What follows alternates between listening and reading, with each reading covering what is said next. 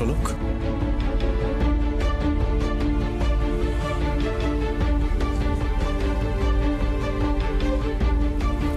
খুব সাবধানে থেকো। প্রায় শত্রু পরিতে আছো তুমি। মাথায় রেখো, যে কোনো মুহূর্তে যে কোনো বিপদ হয়ে যেতে পারে। বাড়ির বাইরে যারা তোমাকে খুন করার চেষ্টা করেছিল, তারা যে বাড়ির ভেতরে খুন করার চেষ্টা করবে না তা কিন্তু একদম নয়। তাই সাবধানে থেকো, নিজের খেয়াল রেখো। আমি আত্মরক্ষা করতে পারি। এই হাত সার্থক বাবু শুধু নকশা তোলে না, মুখের নকশাও পাল্টে দিতে পারে, আর বদনও বিগড়ে দিতে পারে। আর সেটা ভালো করে জানেন প্রিয়দর্শনী মুখার্জি আর আঁচল মুখার্জি।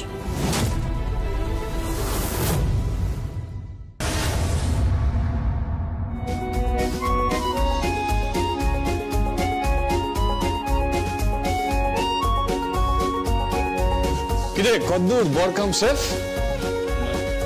মানে আজকে তো তুই বড় আবার শেফও। লোকে ভাত কাপড়ের দায়িত্ব নেয়, তুই তো ভাত কাপড় রান্না সবের দায়িত্ব নিয়ে নিলি। কি আর করবো, আমি এক্সপেক্ট করেছিলাম যে আমার মা আমার পাশে থাকবে, আমার দিদি আমার পাশে থাকবে, কিন্তু কেউই পাশে নেই আমার। ভাত কাপড়ের অনুষ্ঠানটা একটা মেয়েদের অনুষ্ঠান, যেখানে বাড়ির নতুন বউয়ের দায়িত্ব নেওয়া হয় ভাত কাপড়ের।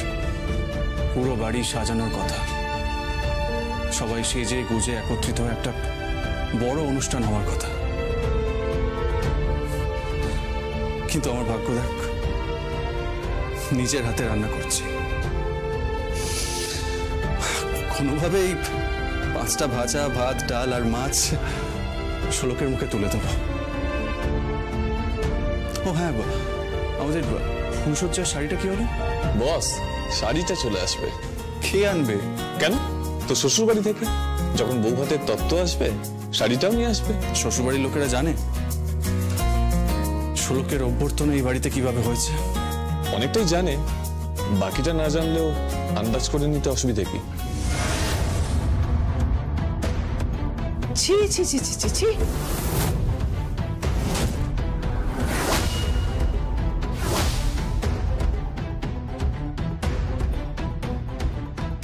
এই বাড়ির ছেলে সিকিউরিটি গার্ডের ঘরের পাশে স্টোভে রান্না করছে। কোথায় নেমেছো তুমি?